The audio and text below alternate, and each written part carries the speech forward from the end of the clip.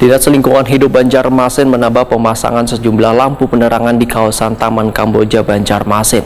Tindakan ini dilakukan lantaran banyak mendapatkan keluhan dari warga akan minimnya penerangan di kawasan ruang terbuka hijau ini. Selain itu, akan dibenahi pula penerangan pada taman-taman atau di area sekitar air mancur menari. Nang lampunya ada sebagian mulai rusak.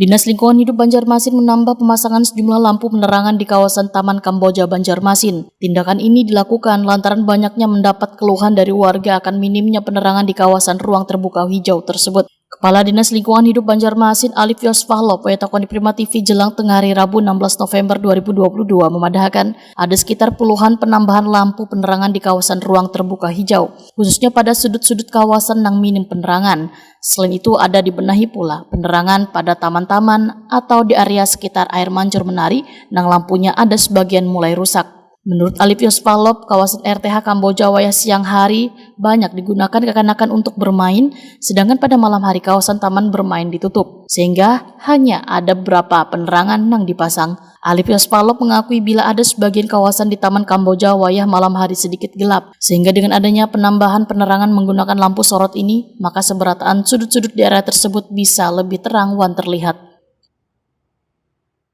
Kamboja memang kita sudah lakukan penambahan penerangan. Kemarin dari pertamanan sudah dilakukan beberapa titik kita tambah untuk taman-taman khususnya di area sekitar air mancur.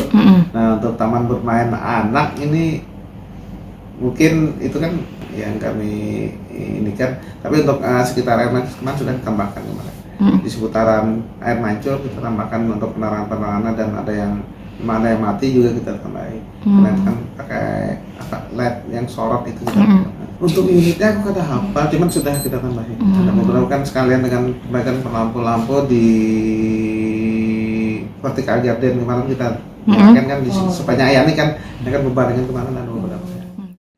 Alif Yosfahlo mengucapkan terima kasih kepada warga yang sudah turut membantu pemerintah dalam menyampaikan saran dan masukan dalam menjaga keamanan dan kenyamanan warga Banjarmasin.